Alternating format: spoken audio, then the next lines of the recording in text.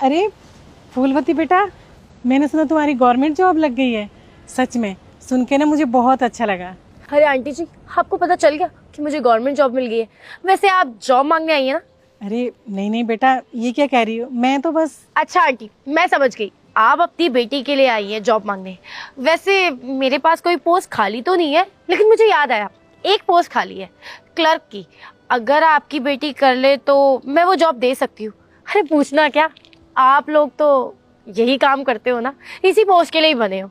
वैसे तेरी बेटी दिखने में कैसी है?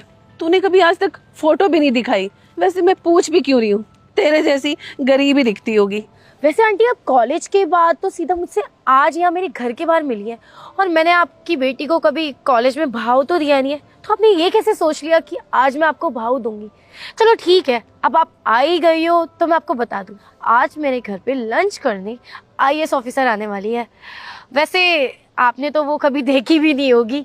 चलो मैं आपको मिलवा दूंगी उनसे, 10-15 मिनट यहाँ पे वेट करो। मैं उनको बोल दूंगी कि मेरे घर में मेड है, ये आपसे मिलना चाहती है। चलो ठीक है, जैसा तुम्हें ठीक लगे, मैं वेट करती हूँ। वैसे भी अभी मैम को आने में 10-15 मिनट तो है ही।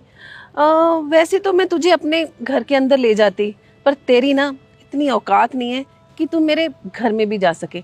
ऐसा करती हूँ, मैं तुझे अपने फोन में पिक्चर्स दिखाती हूँ। देख, ये जो सोफे है ना, पूरे 5 लाख के सोफे हैं। और ये जो पर्दे देख रही है ना, 1 लाख के पर्दे हैं। और ये जो डाइनिंग टेबल है, 2 लाख की डाइनिंग टेबल है। और ये देख, मेरी घड़ी 6 लाख की घड़ी है। तेरी घड़ी कितने की होगी? 100, 200 या 500?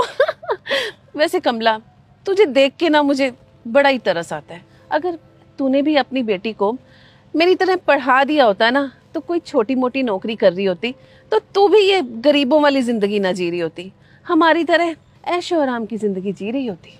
अरे नहीं नहीं बिमला, ऐसी कोई बात नहीं है। मेरे पास जितना भी है ना, मैं उसमें बहुत खुश हूँ। बस दुख मुझे तुम्हारे लिए होता है कि तुम जैसी पहले थी ना, बिल्कुल वैसी ही हो अभी भी, दूसरों के पैसों पे डिपेंड रहने वाली। तेरी इतनी हिम्मत, तू मेरे सामने बोल रही है?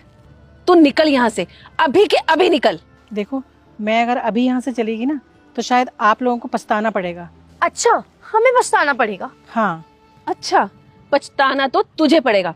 चल निकल यहाँ से। चले? ये कौन है तेरी तरह गवार सी दिखने वाली? मम्मी जी, ये क्या बोल रही हो? यही तो है आईएएस ऑफिसर मैम। वो मैम छुट्टी पे है ना, इसलिए मैम ने ऐसे कपड़े पहने हैं। मैम को सिंप्लिसिटी बहुत पसंद है। अब आइए मैम, अंदर आइए। मैम, हम लोग कब से आपका वेट कर रहे थे। आइए ना, अंदर चलते हैं। आपके लिए बहुत बढ़िया सा लंच तैयार किया है हमने। चलिए। 1 मिनट, कोई कहीं नहीं जाएगा। आप लोग मेरी बेटी से मिलना चाहते थे ना, देखना चाहते थे ना उसे। देख लो, यही है मेरी बेटी, लाइव देख लो आंखों के सामने। क्या ये आपकी बेटी है? हाँ, ये मेरी मम्मी है। क्यों, क्या हुआ है? बेटा मैं बताती हूँ, इन दोनों को अपने पैसों पे बहुत घमंड है। जब से यहाँ खड़ी हैं तब से अपने सामान का दिखावा किए जा रही हैं। ये घर देखो, ये गाड़ी देखो, ये सोफा देखो, और बात तक करने की तमीज नहीं है इन दोनों को लोगों से कि कैसे बात की जाती है। नहीं नहीं मैम, ऐसी कोई बात नहीं है। वो हम लोग तो पुराने दोस्त हैं, इतने सालों बाद मिले हैं, तो थोड़ा सा बस हंसी मजाक कर रहे थे मैम। हाँ, मुझे मालूम है आपका हंसी मजाक का क्या मतलब होता है। और आपकी ये घड़ी 6 लाख रुपए की घड़ी है ना, और ये गाड़ी, ये घर सब आपकी बेटी का है।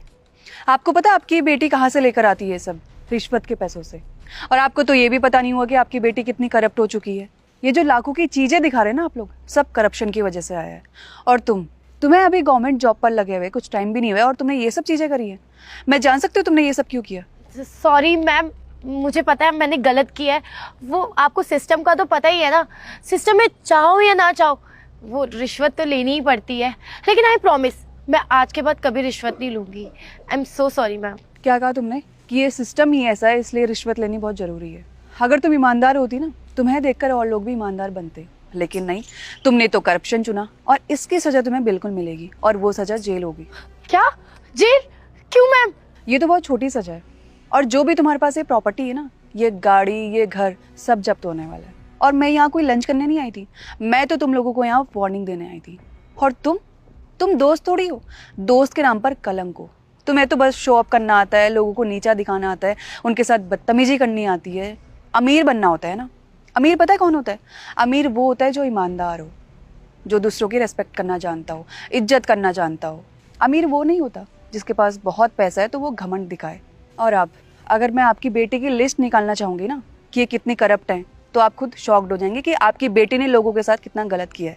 और मुझे तो लगता है कि इसमें आपका भी हाथ है और इसकी सज़ा आप लोगों को बिल्कुल मिलेगी। Please ma'am, I am so sorry. मैं मानती हूँ मुझसे बहुत बड़ी गलती हो गई है। सॉरी बोलने की अब कोई ज़रूरत नहीं है।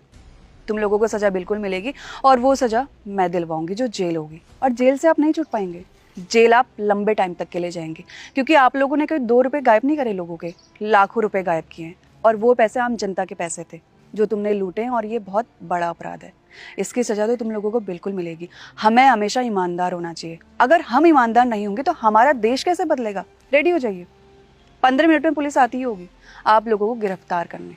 नहीं मैम, आप प्लीज़ मेरी बेटी को माफ़ कर दीजिए, हमसे गलती हो गई। बस अब मेरे सामने ये ढोंग मत करिए और जाइए यहाँ से।